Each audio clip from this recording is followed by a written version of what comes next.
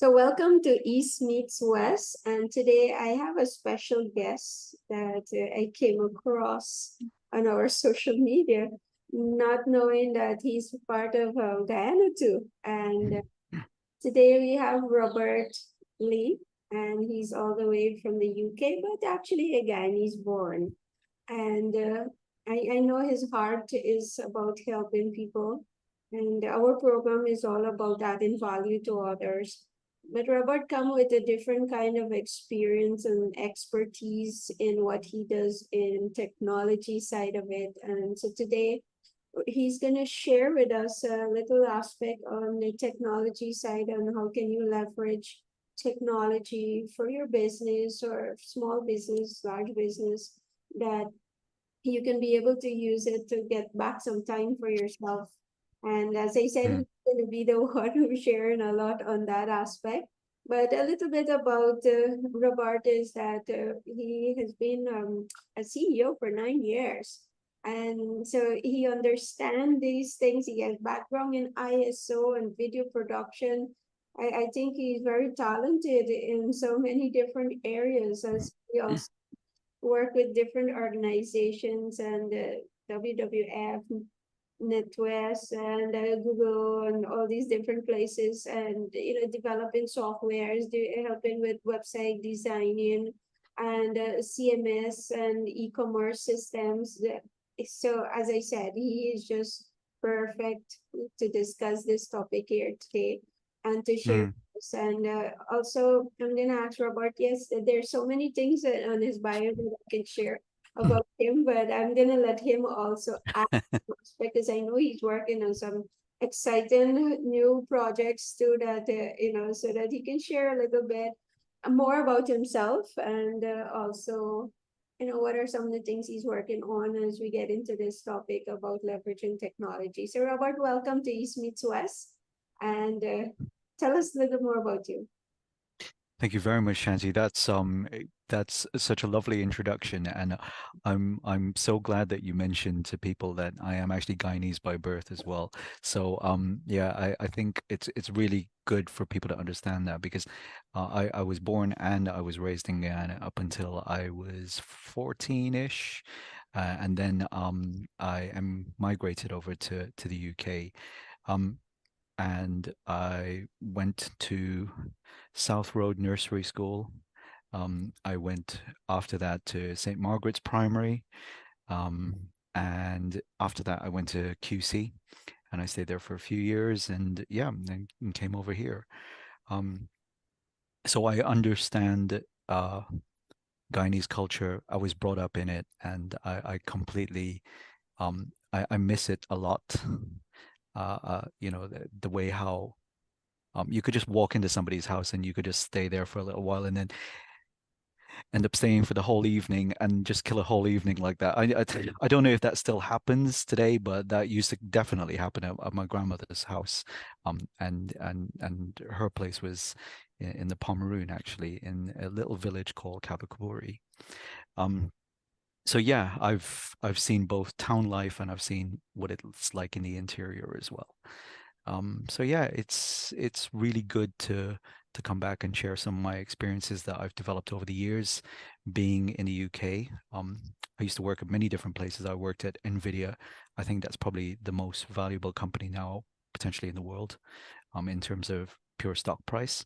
And I worked for British Standards Institution, which is where I got exposed to a lot of things from various industry verticals, healthcare, medical devices, uh, um, aerospace, quality management, information security, you name it. All of those different aspects of industry that drive economies. I got to see firsthand how they were they were working and how they were being developed. Um, and yeah, we've lived in such a tremendously quickly progressing age right now. We've seen the advent of the internet, right? Um, when I was born, there was no internet. And obviously, I think it was sometime just around about the 90s or so. That's when it started to kick in. And then that was going for like a little bit. And then all of a sudden, social media kicked in. And then there was a whole next craze. And then I think there was all sorts of things happening in between there, like Web3 and stuff. Now, obviously, the biggest one is AI. So yeah, seen it all. Um, and I've seen the way how people take the technology and then just kind of run with it. But it has to be something that's democratizable, that it's in the hands of everybody. And then they have to see like a value to it as well.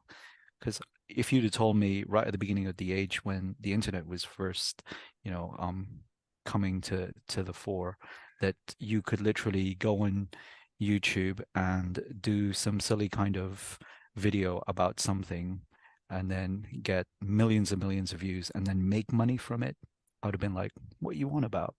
You know, um, I would never have imagined it.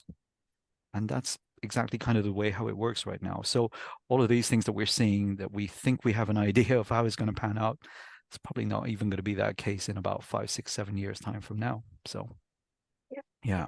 Maybe just emerges. Like for me, it's sometimes you watched some years back some kind of movie and you were seeing certain things in this movie, and then you're actually having it in the palm of your hand now, doing certain things just. Yeah, yeah, yeah, And then when yeah. you start seeing this day and age, how that is evolved, and you start to wonder that, Mm. what is gonna happen in the next couple of years from now, are you gonna start seeing, instead of we driving on the road, we're gonna be flying. And Well, I think the drone thing is really, really like it's starting to take off right now, without being saying it as a pun. Um, the there is a physical issue though, because obviously like you've got drones, it has to carry weight and gravity and and all of that, and it's also dependent as well on how good the signal is with the communication between the drone and whoever's commanding it. So yeah, I think they're all kind of like big issues to solve, but it I don't know whether we'll see taxis. I think people are trying to work on it, but I would imagine that you probably get more deliveries, remote deliveries first. And we know a few companies here who are doing already, doing that kind of work as well. yep, there's so much that I think we can look forward to, and I think in everything there are pros and cons. So, there might, Yeah. what is the other aspect of that introducing? But we want to look on the positive side. And Hmm. as we talk about leveraging technology, especially for businesses, what are Yeah. your thoughts on that can help our small businesses and even the large businesses?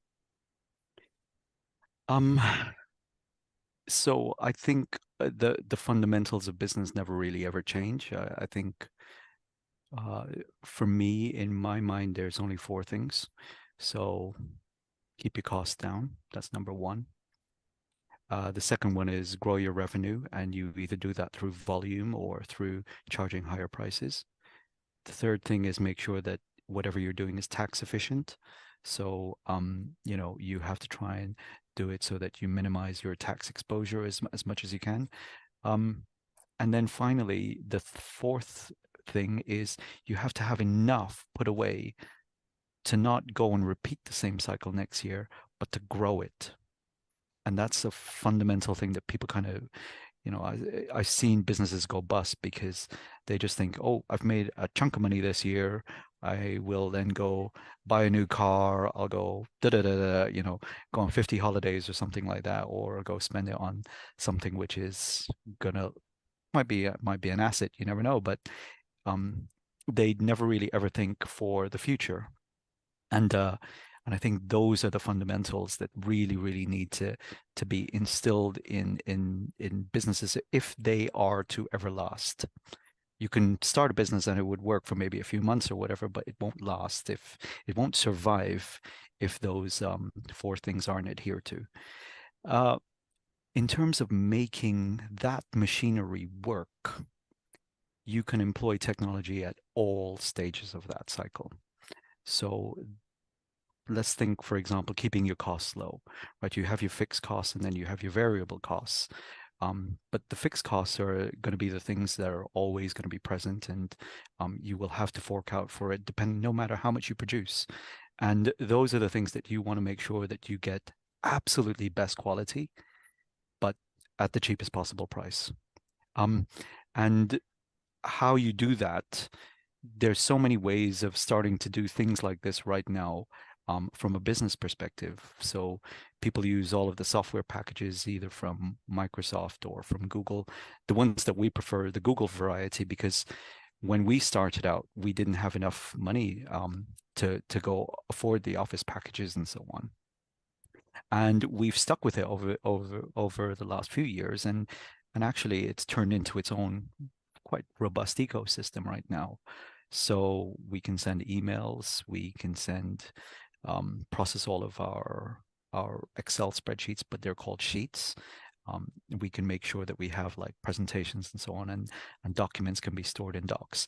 But the benefit of using that particular service was that for us, it wasn't just that we could do something, but we could do something collaboratively at the same time.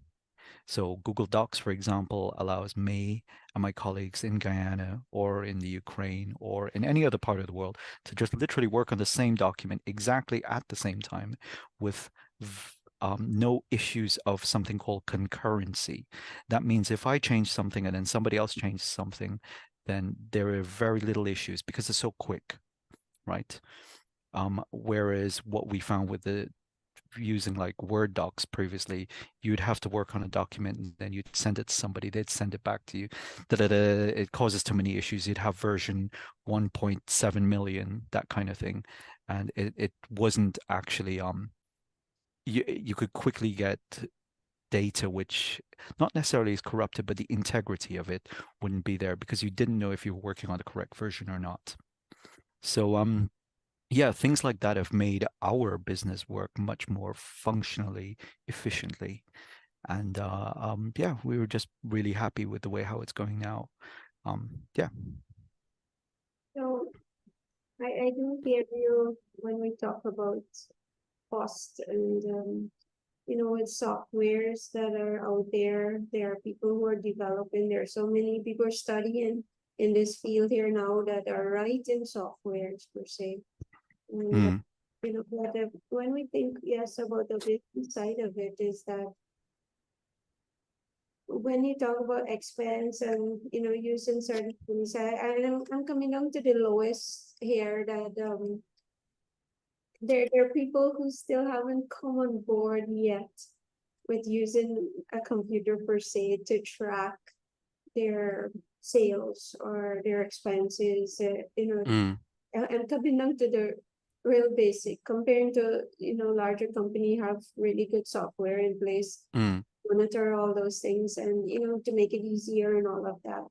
But I wanted to, for smaller business, yes, sometimes simple little things as Google Form, a Google Doc, a Google, any one of those little things that are free pretty much. And so you're talking about keeping expense down because sometimes people do think that, some of these things are very expensive. Some are indeed, but mm, that running your business so you can look at the most cost efficient way per se in mm, stuff done. And I think yes, utilizing some of those free forms that are there that are functional by the way that can help you track stuff. And yeah, yeah. I think that leveraging it in that angle is that at the end of the month or even end of the week, end of the day, you can easily see how much you're making, what were your expenses, and what is your profit for the end of the day per se. And you can see that week over week, month over month, years. Then you have to Mm, take a physical bill and actually go and type or use a calculator and calculate, and then where's your track record that you can easily see. And so, as I said, I'm coming down to the real basic that there are many small businesses that still didn't get how can they get leverage technology and learning to use these different programs in a really basic sense because they're mm, technical side, things you can do with Excel and all these different forms. Yeah, yeah.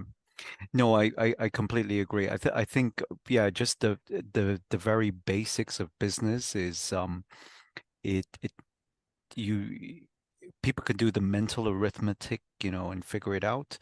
But when you're starting to do things where you've got quick movement or cycles of transactions, you can't do that mental arithmetic all the time, right? You need to have something which keeps a sample of what has taken place.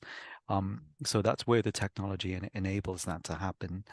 Um, I know that when I first started our business, I was using Gmail, right? And I had my own actually, scrap that. I was using Hotmail. I don't even think Hotmail still like as a brand, Hotmail doesn't really exist anymore. It's like Outlook or whatever it is, Outlook Live or something. But I had Hotmail accounts, and then I'd set up multiple ones so that I was trying to get business coming through and so on.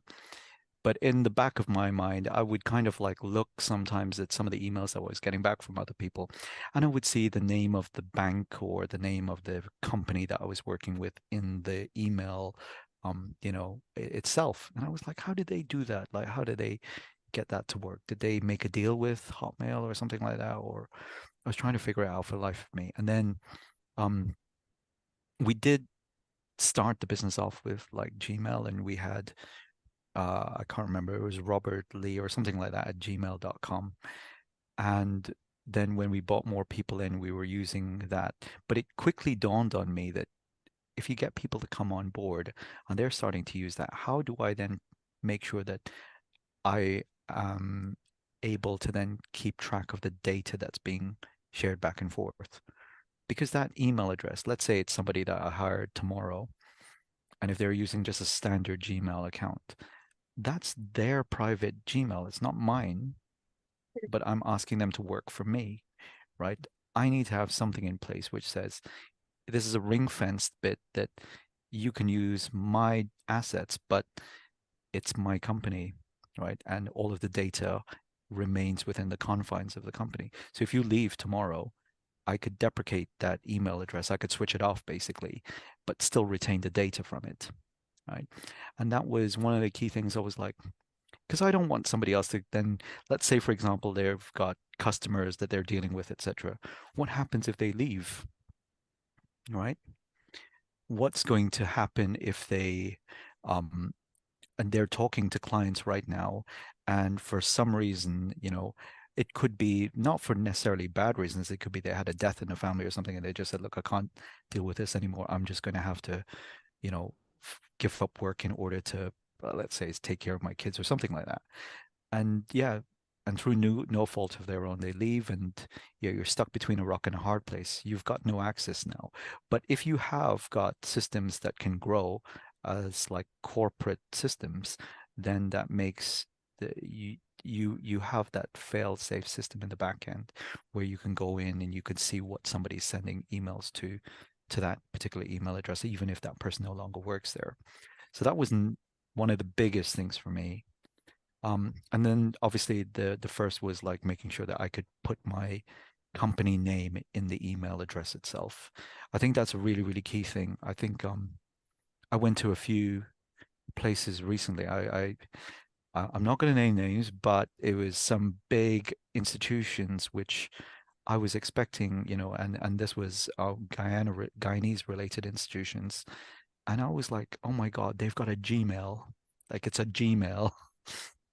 And I'm not saying don't have the Gmail, but if that person leaves with that password, you can never get it back, right? That's gone. You can't access what that person's done, etc. at all. So it's quite frightening that some of the institutions still think that that's an okay, like governmental institutions think it's okay to carry on with things like that. Because yeah, your data integrity is gone. Um, in terms of actually doing the business though, you need to brush up on things like your spreadsheet skills and whatnot. But coming back to it, the fundamentals are you keep your costs low, you sell more. That's it, right? And that if you haven't got a good business proposition, that's not going to happen in the first place. So you still need to have good products and good levels of service and value that people are getting out of the thing that you're trying to push through, promote to them. Um, but yeah, that's just to make sure that you're monitoring the situation. You're monitoring what you're putting into it and you're monitoring what's going out. That's it.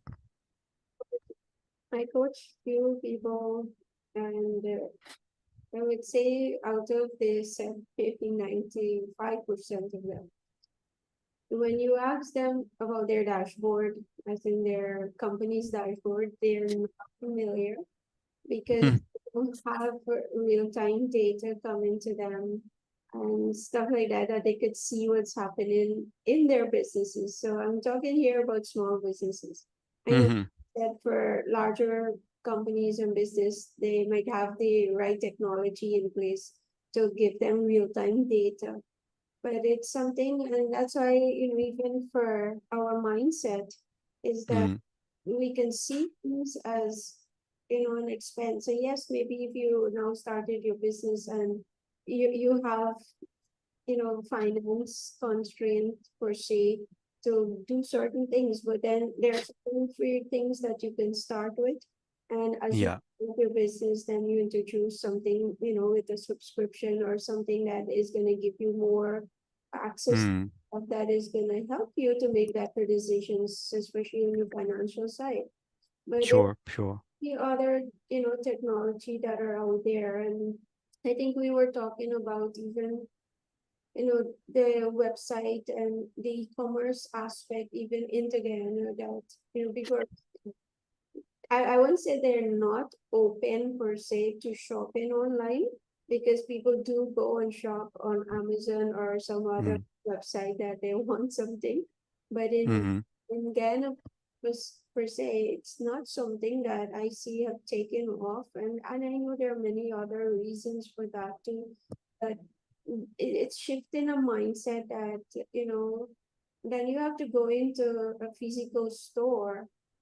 You can actually go online, make your purchase, and there's so many people who are trying to set up businesses like that so people can just interact. But it's shifting that culture to get people there, which might take the next 2 years or something. I don't know how long it will take to get people to Yeah. use and stuff like that. And but as I was saying, is that, having something in place, and what is the benefit that you're gonna have when you can actually utilize technology to get you information faster, comparing to maybe some of the manual ways that people are doing things, right? Like I Mm. in some organization that, people would prefer to still take notes, which it's okay, but Mm. comparing to using a computer in that meeting, whether it's helping out with the whole AI thing that you put on and let them write the notes for that meeting, Yeah. minimize, and all you need to do is just maybe take some time and clean it up a little bit in Mm. a pronunciation, whatever along that line. And yet we would not utilize the things then. Yet we would have you have to apply for something, right? Or so, like the other day we downloaded a form that we have to fill up for, certain. Oh, I've got a real bugbear about that because I came on the first plane back to Guyana, on the BA flight, the first BA flight from whatever it was, like 40 years or something like that. They weren't functioning or they weren't working. And that first flight, when I landed at the airport, you had a form to fill up. It's like a thin piece of paper like this. First of all, the form is like so small, the writing, like you have to have very good eyesight. And unfortunately, like right now, I'm not wearing my glasses, but you have to have glasses in order to like see this thing, but like magnifying glasses. Secondly, the fields are so tiny. You have to have the finest tip pen in order to actually fill it in. And then thirdly, I didn't realize that the form had a back to it. So you had to flip it over. So I filled up the form. I handed it to the person, and everybody was like busy asking each other, "Have you got a pen? Have you got a pen? Can somebody give me a pencil or whatever?" And then afterwards, we're all busy scribbling away. And then, yeah, we give it to the guy, and the guy's like, "Ah, but you didn't fill up the back." So I was like, "Oh my God." But when I thought about this, I thought, who is actually going to use this? And yeah, you might take that thing and put it in some sort of readable, machine readable type form. But what is the data used for? Like, is it going to make the customer journey any better? Is it going to make the flights coming in faster, more efficient? Blah, blah, blah. You know, all this type of stuff. And I was just thinking in my head, oh my gosh, this is just, it's just wasted my time. And because somebody put in a system 100 years ago, they never bothered to improve it and change it. And nothing happens. Right. So, Hope that that things will, as time goes by, see those things and they can be improved. And mm, as some countries, those things are still there that you have to fill out. And then some countries, you pretty much have nothing to fill. You just land and your passport yourself. yeah, yeah. You actually walk out the airport. It's But first impressions count, right? 100%. So if you're an investor landing in a country where this has happened, you're immediately kind of thinking, what am I kind of like doing here? I want to spend lots of money and put some money into XYZ project or whatever. But if I'm going to encounter this situation at the first hurdle, which is the check to get me in so that I could spend my money, um, then am I really doing the right thing? So I think, somebody needs to come in with the mindset to think, okay, how do we make this process so efficient so that people get in the country, get somewhere where it's really, really nice to stay, the kind of level of expectation that they have is a certain standard, etc. And then they're more likely to be inclined to spend the money because we've made it reassure we've assured them that we've got it covered, basically, right? Because you're not going to spend your money in somewhere where you don't really, first of all, you don't really trust. And then secondly, you feel that there's some sort of like a pushback to it. Like, yeah, I'm not really, like if somebody had to check my thing 50 times or I had to do X, Y, Z in order to get something done, the transparency that needs to be there, no. I'd rather go spend it somewhere else where I do feel that way. Do you see what I'm saying? Right? that if research is being done again, is a low trust environment. Mm, And that's why, like for me, it's about how do we start maybe introducing a culture of trust, and do we get and then come back again all the way back to values and how do we trust one another yeah. in business wise, and even with data now and all of that. But I know those things are far beyond me and what I Yeah. can imagine here right now in on those topics. But the whole aspect here, though, as we think, for me, I think that it starts with us, whether we're business owners or we're organization leaders or whatever, there are things out there that can help us be more efficient in how our organizations are running per se, that we can be far more efficient in getting things done. And then with Mm, bit of leverage and technology, it gives you back time to, though you have you know, yes, it helps you to get data on hand to make decisions faster and do things more efficient. But then it also mm, back time in spending doing stuff, manually. The time spent mm, to fill a form comparing to maybe having something electronic that is easily can go through. I was in a example given that in a training session with a company, mm, and we were talking about customer service, and we were talking about customer service reviews and all of that. And then they brought a form and give me a physical printed form, and So I asked them, so who takes all this data and analyze it? How do you do that? And I was like, oh, Hmm. somebody's there and they take it and manually put it together. And then, Oh gosh. yeah, I was like, do you I know? imagine the person's job who's to do that. Oh, If you're even trying to reduce cost and you don't want to pay for software that can give your clients to fill a form, why not use just Google form? I don't know. There might be other forms yeah.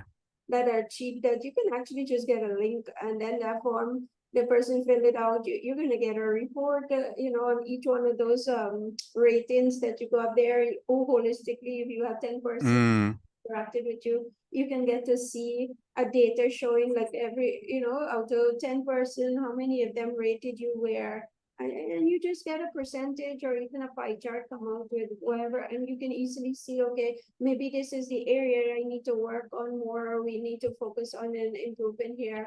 But yeah. the gathering is so faster that you can easily just send to people, then you have to give them and wait on them to fill the form, and then you guys sit down. So I'm thinking, leveraging it, how these different things them that we're doing in our organizations, that you can look for ways, but I believe it starts with a mindset that, things can be improved. Yeah, yeah, 100%. And to come back down to it as well, it has nothing to do with what you're selling, right? It just has to do with how quickly you can get the customer in to pay you and move on. And the reason is like, here's the thing. One of the most successful restaurants in the world, biggest restaurant chain, McDonald's, right? Have you ever eaten at McDonald's? It's the smallest bit of bread. It's got it's you can live on it, but you will it's not gourmet, right? It's not the best food. It's not the tastiest chicken curry, rice, roti, whatever, right? It's not that. But they make substantially much more money all around the world because they have got this machine of a business down to a T, right? The way how they process everything from who their local suppliers are, so they don't have to go ship stuff all the way around. They'll find people who've got cows in a field nearby, make sure that the beef factory is somewhere nearby, etc., etc. And they have all of these nice little relationships with all of the suppliers, but they send it to them. The branding is all handled from one big global unit, and everything is then just kind of churned through the system. So you've got centralized things like HR, payroll, all of those types of systems, and the quality of the product. And I don't mean how tasty it is. I mean the quality of the product is literally the same everywhere, most places, right? There is a certain standard to it. So you go to like UK McDonald's, you go to the US one, you kind of expect a certain level of the standard of the food. Um, and they've figured out the market to such a degree because it is effectively the lowest common denominator. So what I mean by that is that you go to like you got kids, right? And they're like, oh, you say I want to go for a curry, and then the husband says I want to go for a Chinese, and then the other one says I want to go for an Italian or something. Oh, why is that? um, and but the lowest common denominator is what the kids say, right? So the kids are like, ah, we want McDonald's, and we're gonna cry and cry and cry until we get it. Yeah. And everybody's like, oh, fine, yeah, we're gonna go to McDonald's, yeah, and that's it. And that business will then take, at least in the UK, I know the price points, but you're talking about maybe 30 quid, 20 to 30 quid for a family of four. So you got mum, dad, and two kids, right? £40 ish, 30, £40. Whereas you could go somewhere else and you can get an equivalent meal, or you can buy it from the supermarket, make it yourself and stuff like that at really, really amazing quality. But because they ship it in such a nice package, it is the lowest common denominator. but they do it so well. And the processes, every single process is to get you in quick, take your money, give you something that is edible, just about, and then afterwards, yeah, get you off again. And your kids love it, right? They get these cute little toys, the things to take away, and then they're like, Mom, Dad, can we come here again next week? And you're like, oh gosh, like that, right? The most successful brand in the world. And it is not the Gordon Ramsay type brand, like extremely high-end food. It's not the quality of the product that matters. It's how quickly you can make this business work. That mindset is what needs to kick into place, I think, especially with somewhere like Guyana, because you've now got the benefit of the technology. Whereas other businesses that have had to have developed that over the years have structural problems. Like they've got old systems, they've got to need replacing and so on. But Guyana is so primed for like quick digital adoption because you didn't have anything to displace in order for that thing to come in and be put in place. So I think there's such a golden opportunity right now for people in Guyana to really up their game, but they're going to have to think about how they're going to do it though. The fact is that we do have options, and it's starting with the mindset that this is something that can help my business. This is something that can help me function better. Right? So even like I went to a networking event, and I didn't have my business card. I pull up my phone and I pull up the QR code, and I was like, okay, just scan this here. It's gonna go on your phone. It's like, Shanti, could you just type in your name and put your number in my phone? God. And so Yeah. I'm just saying that, yes, some of us are not very technology driven kind of, but that's okay. There are certain things though that, if we don't get on board, we are going to get left behind. And so having that open mind that, we are heading there whether we like it or not. The whole world has already gone into that state of using technology, and as it's keep evolving into different stuff now, and but getting Mm. board to a point where we can do business, we can operate wherever we're running, wherever, that we can start utilizing some form of technology that is going to help. And then, how do you keep making it better? So not because you are using some beginning, like when I learned about computer, we would have learned about MS-DOS. Some people maybe want to know what are you talking about. But Mm. it is like so basic stuff. Mm. How do you save C:\\\/ and then it was like literally I had to type all those things and all of that. Yeah. So, and how, it's evolved into this. And so it's not only staying like, okay, now you started doing stuff using this, then how do you keep improving it? And I think that mindset of, making things easier for people is one, Mm. to connect with you, all the options that are there that can make you look really good as somebody, functioning. The other day I was coaching the next client, and they asked me, how do I manage my day? So I pull up my calendar on my phone, and I was like, look, you see, from the time I wake up, it tells me everything is planned out there on my phone. Mm-hmm. When I go to sleep, it has the hours too that I will be off sleeping. And so, Yeah. and when I wake in the morning, I would look and see what is my day, and I go one thing to the next. But it helps me to stay in track. It helps me not to forget things and stuff like that. And simple, and it's free. It's an app that is free on your phone. Why not Mm. use the things then that can make you look really good, make you look efficient, and be Make you more efficient. Yeah. right in what you're doing, wherever it might be. But Mm. yeah, so those are just some pointers. I know we're coming to the end of our time here, but the aspect of leveraging technology to, make your life easier per se and make your customers or your clients' life easier is something is, we need to start shifting in that mindset there, not just stay stuck in this is how I've been doing it all the years and it worked. Mm, It's not gonna work now. Our generation is coming up, want things to be done very easy and faster, and there are ways yeah, to do it. So why not yeah, make it yeah, faster and easier for people so that they can, get in? Some people don't even need to come in; that they can even do it online and not have to come into your organization or whatever. And yeah, yeah. life goes on and things move faster and what's not, then you do your side what you need to do from your end. But yeah, it's just crazy that there are options, but yet some of us are not taking it. So that's what I wanted to add. But Robert, what is any aspect though before we close that you would like to add before we leave?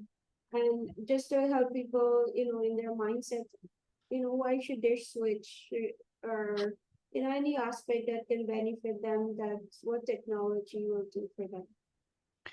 I would say that the best things to do with technologies is to trial them out and see if they work for you, but you fundamentally have to understand the business process first. So if the technology is there and it is not working for you, then it's not the right technology for you, right? You are the commander of the tool doesn't command you. Make sure that it works for you and don't spend money on something just because it looks pretty as well, because I know there's a lot of technologies that we've tried out ourselves. We're a technology-based company, right? But we tried all sorts of things: Trello, Asana, Monday, um, Jira. I can't even remember. There's so many of these like business process management tools and whatnot. Each one racks up a little bit of a license, and we've learned everything over the by having play with them over the course of the years.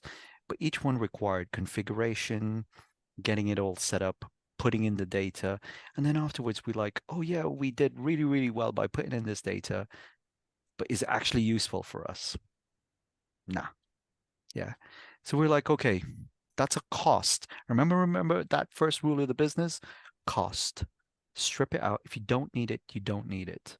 So we took that out and we said, okay, these are things that we could build currently within the Google Workspace ecosystem. And then we started to build our own tooling, um, using there's technologies in Google which make all of the different apps speak to each other. And we found that we built that, and then we can manage our business correctly without having the extra cost associated for like a Trello license, a Monday license. And those things scale with how many users you have. So they just rack up so many bills. My thoughts on it were, look, let's make the thing as efficient as possible. Let's McDonald's the thing, right? And just get it done as quickly and efficiently as we can. It doesn't have to be tasty, like I said, it just has to work.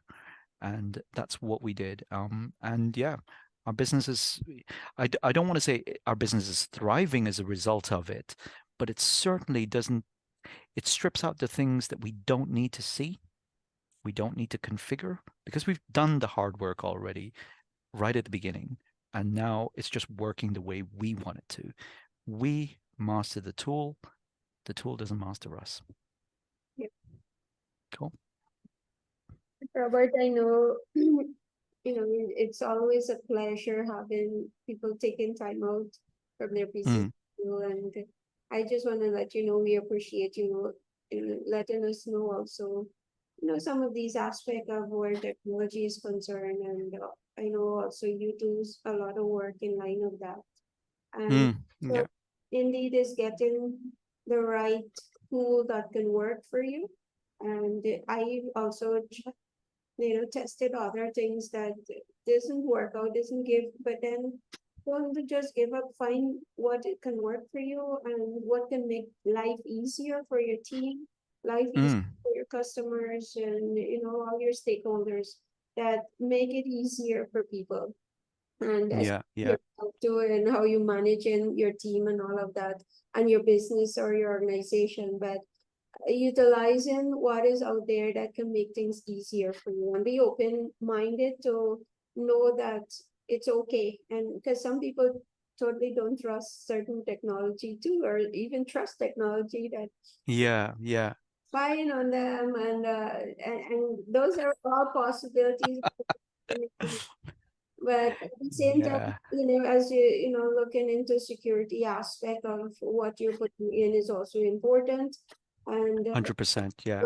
get the right people also to advise you. And so, I'm gonna let the Robert post in the comments, how you can contact him to if you want his advice and his team's advice on certain things that might Mm, relate to what you're doing or what you might want to do, and how they can also assist you. So, guys, thank yeah. you very much for being, listening on this program here. Do share it with anyone who can benefit and from this time. And Robert, thank you so much again for being here. We definitely at some point will bring you back at the next time, and as we share more on this project that you're working on and different things Yeah. your Yeah. company is doing out in the UK too, and that even people in Guyana. I know you have people from Guyana is also on your team, and what are things that can also benefit. Yeah. When I tell people about what you can accomplish with technology and working with other people, it doesn't matter where they're from, right? People are still people everywhere. They might have slightly different cultural ideas and whatnot, but fundamentally, you treat people with support, trust, inclusion, but above all, respect, they're okay. You're going to have a good relationship and you're going to make it work. And all of that technology helps to enable that at a distance. So I could be like, we've got guys in the Ukraine who develop websites and all sorts of stuff for us. And that country is at war with with Russia. Yeah. Imagine that, right? They have more of a threat of existential doom than anybody in Guyana because you never know when one of those bombs could come in and just obliterate something. And they're functioning, right? So I think the excuse that we can sometimes kind of go, oh, we can't do this, and that. It's yeah, you can, but you just need to apply yourself to it. And I think I look forward to doing more and more work with, people in Guyana. I want to make sure that we start establishing really, really good um trade links and also making the machinery work, right? But respect, 100%. That's the basis of all the other things that we got to get going first. Definitely. So, Robert, again, as I said, thank you for your time, and Mm-hmm. guys, do ask any questions in our comments, and let us know how we can add value to you. See you in our next session.